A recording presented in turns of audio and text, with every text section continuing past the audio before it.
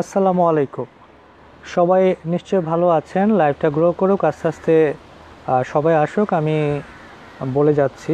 যাই হোক, এর মধ্যে অনেকে যুক্ত হওয়ার চেষ্টা করছেন, হয়ে গেছেন। সুদূর কাতার থেকে সামির আমার সাথে যুক্ত হয়েছেন। ওয়ালাইকুম আসসালাম, কেমন আছেন? তো যে যেখানে আছেন আজকে সেখান থেকে আপনাদের সকলকে স্বাগত করছি আমি আমার অফিসিয়াল পেজ থেকে। আমার দাঁত নাই কেন? আচ্ছা আচ্ছা, এই মুহূর্তে প্রায় অনেকে চলে আসছে।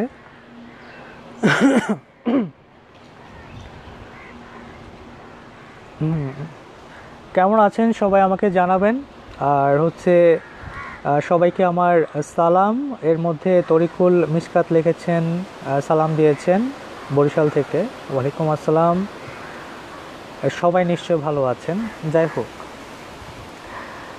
আপনারা জানেন যে নিউজিল্যান্ডের যে ক্রাইস্ট চার্চ মসজিদ রয়েছে সেখানে যে হামলার ঘটনায় অস্ট্রেলিয়ান যে নাগরিক ব্রেন্টন তিনি যে হামলাটি করেছেন, যে দেশে করেছেন সে দেশে মূলত কিন্তু তারা নিজেরা দাবি করেন যে তাদের দেশ হচ্ছে শান্তির দেশ।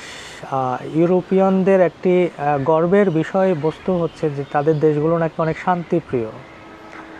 তো এতটা শান্তিপ্রিয় দেখা যাচ্ছে যে তারা তাদের মধ্যে অনেকে গুলি নিয়ে সরাসরি লাইসেন্সধারী আর কি, লাইসেন্স করা গুলি, বৈধ অবৈধ পিস্তল বন্দুক নিয়ে তারা সরাসরি কখনো মসজিদে প্রবেশ করে হামলা চালাচ্ছে, আবার কখনো খ্রিস্টানদের যে চার্চ রয়েছে সেখানে গিয়েও তারা হামলা চালাচ্ছে। আবার অনেক সময় দেখা যাচ্ছে যে শুধু মসজিদ এবং গির্জায় গিয়ে হামলা চালাচ্ছে না, চার্চে গিয়ে হামলা চালাচ্ছে না, তারা হামলা চালাচ্ছে অনেক সময় দেখা যাচ্ছে যে কি বলে এটাকে, বিভিন্ন প্রোগ্রামে যেখানে শো হচ্ছে, গানের শো হচ্ছে, সেখানে গিয়েও কিন্তু তারা হামলা করছে। তো এত হামলা করছে, তো আমরা কিন্তু এর মধ্যে একটা জিনিস দেখতে পাই, সেটা হচ্ছে যে হামলার ঘটনাগুলো ঘটে এসেছে, যে সন্ত্রাসী হামলার ঘটনাগুলো আমরা একের পর ঘটতে দেখেছি ক্রাইস্ট চার্চ মসজিদে হামলার আগে, যেমন ফ্রান্স, আমেরিকা বা বিভিন্ন জায়গায় যে সন্ত্রাসী আক্রমণগুলো দেখেছি, সেই সন্ত্রাসী আক্রমণগুলোকে এক প্রকারের মিডিয়া তারা প্রচার করে বেড়াতো যে এটা হচ্ছে ইসলামিক সন্ত্রাস। সো এই সমস্ত ইসলামিক সন্ত্রাস বলে তারা এই সকল সন্ত্রাসকে ইসলামিক সন্ত্রাস বলে তারা প্রচার করার চেষ্টা করত যে এটা ইসলাম ধর্ম আছে মানেই হচ্ছে সন্ত্রাস থাকবে, তাদের এরকম একটা ইন্টেনশন নিয়ে তারা এই নিউজগুলো প্রচার করত। আপনারা খুব ভালো করে, যারা জানেন তারা তো খুব ভালো করে জানেন, যারা জানেন না তারা তো অবশ্যই জানবেন না, জেনে নেন। আমি যদি প্রমাণ লাগে আমি দিয়ে দিব, সমস্যা নেই। জি, সিঙ্গাপুর থেকে আপনাকে অসংখ্য ধন্যবাদ, অনেক দূর থেকে যুক্ত হয়েছেন, অনেকেই কমেন্ট করছেন। আমি কমেন্টগুলো আপনাদের পরে নিয়ে নেব, আমি কথাগুলো শেষ করি। আচ্ছা, এখানে রেজা মোহাম্মদ মল্লিক ভাই লিখেছেন যে এতদিন কোথায় ছিলাম। এতদিন কোথায় ছিলাম খুব গুরুত্বপূর্ণ একটা প্রশ্ন। প্রথমে আপনি আমার সালাম নেবেন। আমি এতদিন হচ্ছে যে আমার যে অ্যাকাউন্ট, আমি যে অ্যাকাউন্ট থেকে রেগুলার অ্যাক্টিভ ছিলাম, সেই অ্যাকাউন্টটি আমার ডিসেবল করে দেওয়া হয়েছে, যে কারণে আজকে 3 থেকে 4 দিন আপনাদের সাথে আমার কোনো যোগাযোগ নেই। সেই জন্য আমি দুঃখিত বলবো না, আমার হয়ে যারা রিপোর্ট করেছে তারা দুঃখিত বলবে, সেই বিষয়ে আমি জানি না। সো আমি যে বিষয়টা বলার চেষ্টা করতেছি যে ক্রাইস্ট চার্চ মসজিদে হামলার আগে যে সন্ত্রাসী হামলাগুলো হতো, সেই সন্ত্রাসী হামলাগুলোকে তেনারা এক পর্যায়ে ইসলামিক সন্ত্রাস বলে, ইসলামিক টেরর বলে তারা প্রচার করতো। এতে করে তারা সমগ্র পৃথিবীতে ইসলাম বিদ্বেষ ছড়িয়ে দিত, যার ফলস্বরূপ আমরা নিউজিল্যান্ডে যে ক্রাইস্ট চার্চ মসজিদে হামলা হয়েছে, এরপর লন্ডনে, এরপর জার্মানে, তারপর হচ্ছে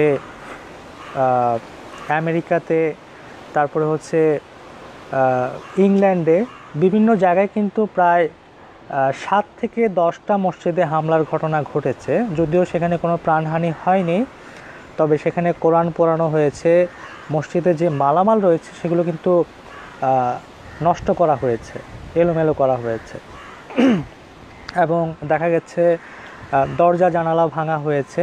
এরকম পরিস্থিতির শিকার হয়েছে অনেকে। সো মূলত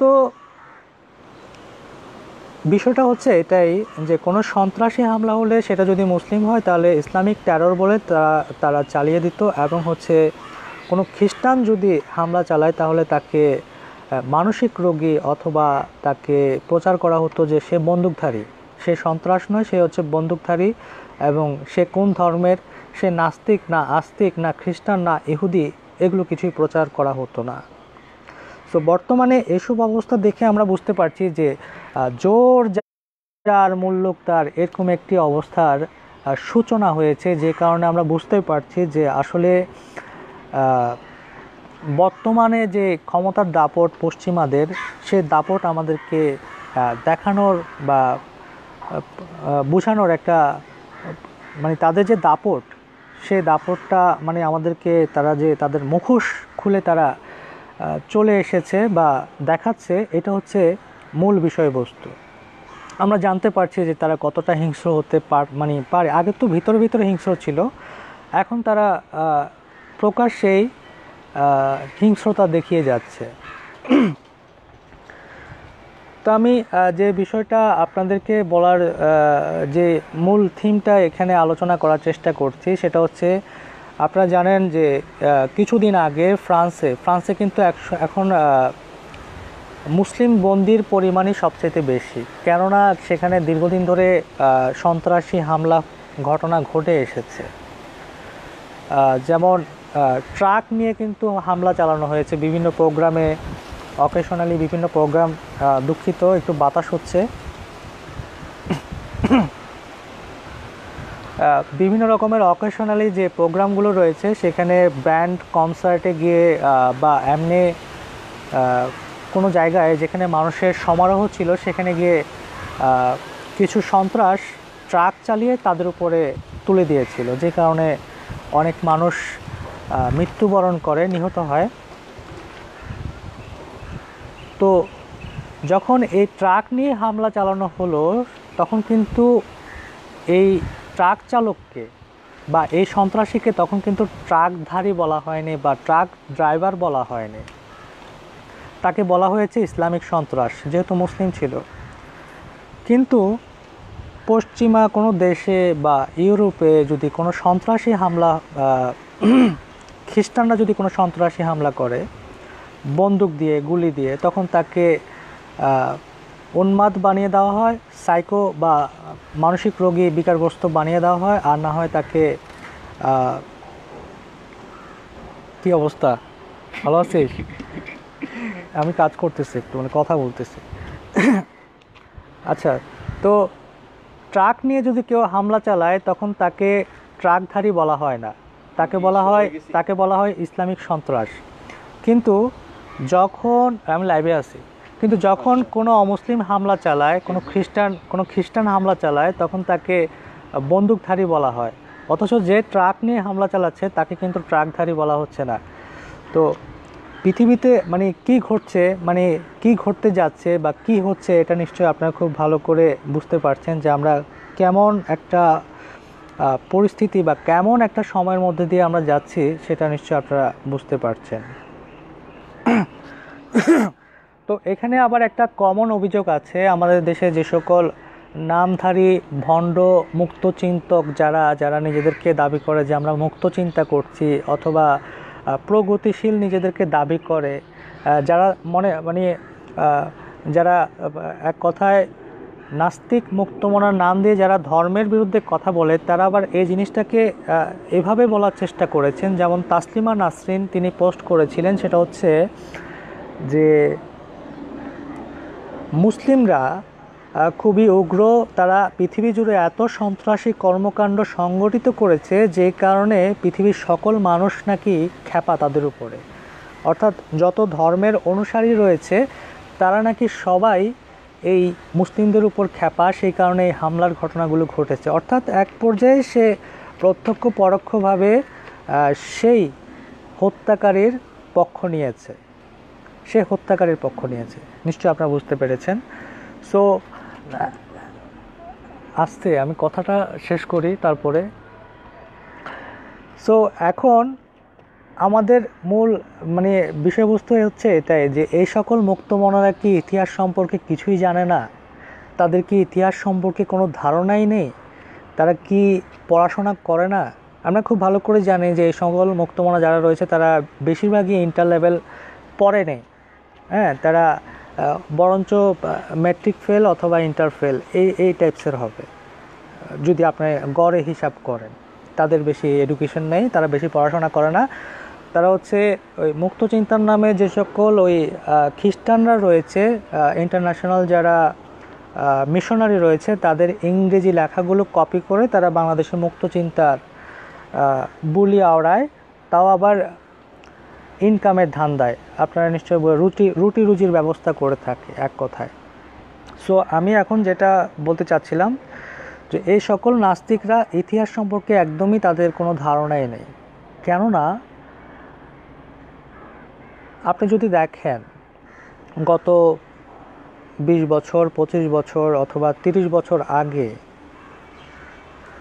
যখন মুসলিম কোনো দেশ আক্রান্ত ছিল না, কোনো দেশে হামলা করা হয়নি, বা তাদেরকে যখন তাদের দেশে যখন আগ্রাসন চালানো হয়নি, তখন কিন্তু আমরা এই সমস্ত জঙ্গি শব্দটা কিন্তু, জঙ্গি বা ইসলামিক সন্ত্রাস শব্দটা কিন্তু আমরা শুনতে পাইনি। তাহলে আমাদের সকলের একটা প্রশ্ন থেকে যায়, তাহলে এই জঙ্গি শব্দটা কখন উৎপত্তি হয় বা এই জিনিসটার সাথে মানুষ কখন পরিচিত হয়? হ্যাঁ, রাইট, যখন ইরাক, সিরিয়া, আফগানিস্তান, লিবিয়াতে একের পর এক হামলা শুরু করে, মুসলিম যে ভূখণ্ড রয়েছে সেগুলো একের পর এক দখল করে নেয়, তখনই যে সকল নিরীহ মানুষ তাদের পরিবার হারিয়েছে, তাদের বাবা হারিয়েছে, মা হারিয়েছে, ভাই হারিয়েছে, বোন হারিয়েছে, আত্মীয় স্বজন হারিয়েছে, বন্ধুবান্ধব হারিয়েছে, তো যারা হারিয়েছে তারা তো অবশ্যই প্রতিশোধ পরায়ণ হবে, তাই নয় কি? এরপরেই তারা নিজেদেরকে আত্মঘাতী করে ফেলে। একটা পর্যায়ে তারা সন্ত্রাসের পথ বেছে নেয় প্রতিশোধ পরায়ণ হয়ে। যদিও আপনারা মনে করতে পারেন যে আমি এই সকল সন্ত্রাসী কর্মকাণ্ডের সাপোর্ট নিচ্ছি, আসলে কোনোভাবেই না। এই আজকে আমি বলার উদ্দেশ্য এটাই যে এই মিডিয়া এবং হচ্ছে এই সন্ত্রাসবাদ, এই আগ্রাসন, এই যুদ্ধের কারণে কিন্তু আজকে মুসলিম এবং অমুসলিম সন্ত্রাসবাদের প্রতিচ্ছবি বা সরাসরি মানুষ এই বিষয়গুলো উপলব্ধি করতে পারছে, দেখতে পারছে বা সাফার করছে। আমরা তো এখানে খুব ভালোই আছি, যারা সাফার করছে আমরা তো এখানে বসে তাদের অবস্থানে কল্পনা করতে পারবো না, কারণ যে বিপদে থাকে সে ভালো করে জানে যে তার বিপদ কতটুকু বা তার কষ্ট কতটুকু। তো এটা হচ্ছে মূল বিষয়বস্তু। সো যাওয়ার আগে আমি বেশিক্ষণ আপনাদের সাথে কথা বলবো না। আমি যাওয়ার আগে একটা কথা বলবো, সেটা হচ্ছে যে আমি এটার উপরে কি ভিডিও বানাবো কি না। আমি কিন্তু এটার উপরে এখনও কোনো ভিডিও বানাই নেই, এটা নিয়ে আমার এই প্রথম একটা লাইভ করছি। তো যদি এটা নিয়ে আপনারা ভিডিও চান অবশ্যই আমাকে কমেন্টের মাধ্যমে জানাবেন। আমি এটার মধ্যে আরও অনেক বিষয়বস্তু খুঁজে পেয়েছি যেটা আমার মনে হয় যে আপনাদেরকে জানানো দরকার, কারণ সবার বিচার বুদ্ধি তো একই রকম না, এক একজন এক একভাবে চিন্তা করে। সো আমি চাচ্ছি আমার যে ব্যক্তিগত চিন্তাশীলতা রয়েছে, যে আমার যে মতামত রয়েছে সেটা নিয়ে আমি একটা ভিডিও বানাতে চাচ্ছি। এখানে অনেক বিষয় রয়েছে যেগুলো আপনাদেরকে জানানো দরকার, যেগুলো আমি এখন সম্পূর্ণভাবে প্রকাশ করছি না। সো এইসব বিষয় নিয়ে আমাদের অনেক অনেক বেশি বলতে হবে। তো মুক্ত চিন্তার নামধারী যে সকল নাস্তিক প্রগতিশীল নিজেদেরকে দাবি করে, তো তাদের যে ইতিহাস সম্পর্কে কোনো ধারণা নেই, এটা হচ্ছে মূল বক্তব্য আর কি। এটাই প্রমাণ পেয়েছেন আপনারা। সো আপনারা যদি কিছুদিন আগে কিন্তু নিউজ এসেছে, একটা জরিপ এসেছে যে ইরাক সিরিয়ায় এই পর্যন্ত মার্কিন যুক্তরাষ্ট্র 10 লাখেরও উপর মুসলিম তারা হত্যা করেছে, বেসামরিক লোক হত্যা করেছে।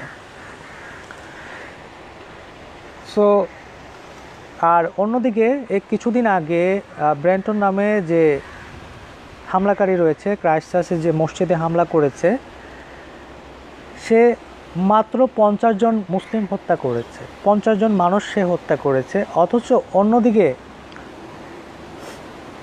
গত 10 বছরে 10 লাখের উপর মানুষ হত্যা করেছে মার্কিন যুক্তরাষ্ট্র। অথচ 50 জন যে হত্যা করেছে তার বিষয়টা নিয়ে আমরা কিন্তু রোনাধোনা করছি অথবা প্রতিবাদ করতে করতে আমাদের মুখে ফেনা তুলে ফেলছি। অথচ অন্যদিকে যে গত 10 বছরে 10 লাখের উপর মানুষ হত্যা করে ফেলেছে, এই ব্যাপারে আমাদের কোনো খবরই নেই, তাই না? এটা হচ্ছে মানে আমাদের যে আমরা যে আমাদের বিবেকের কাছে পরাজিত, বা আমরা যে মানে এই বিষয়গুলো যে আমরা আড়াল করে ফেলছি, বা আমরা যে এসব হাইড করে ফেলছি, আসলে আমরা আমাদেরকেই ধ্বংসের দিকে নিক্ষেপ করছি। এই বিষয়টা আমি আপনাদেরকে বোঝানোর জন্য চেষ্টা করছি। এখন অনেকে বলতে পারবেন যে মার্কিন যুক্তরাষ্ট্রের হচ্ছে যে লাইসেন্স আছে, তাই না? আচ্ছা, ধরে নিলাম লাইসেন্স আছে, ব্রেন্টনের লাইসেন্স নেই যিনি নিউজিল্যান্ডে হামলা করেছেন। তো তাদের মধ্যে পার্থক্য কোথায় আপনি আমাকে বলেন। একজনের লাইসেন্স নিয়ে নিরপরাধ মানুষ হত্যা করছে, আরেকজন লাইসেন্স ছাড়া নিরপরাধ মানুষ হত্যা করেছে, নিরীহ মানুষ হত্যা করেছে। তাদের মধ্যে ব্যবধানটা কোথায় আপনারা আমাকে একটু বের করে দেখাবেন প্লিজ। সো এই প্রশ্ন আজকে সবার কাছে রেখে আমি শেষ করতে চাচ্ছি। এখানে একটা সম্ভবত কল এসেছে, আমি দেখি কলটা অ্যাপ্রুভ করতে পারি কি না দেখি। মোহাম্মদ সাইফুদ্দিন সাইফুল, আপনি কি আছেন? আমি আপনাকে না, ঠিক আছে, তাহলে আজকে আর কল না নিয়ে আমি আজকে তাহলে এখানে বিদায় নিচ্ছি। পরে আপনাদের সাথে আবারও কথা হবে ইনশাআল্লাহ। দোয়া করবেন। দেখি আমি এটার উপর একটা তথ্যবহুল ভিডিও বানানোর চেষ্টা করছি। সবাই ভালো থাকবেন। আসসালামু আলাইকুম।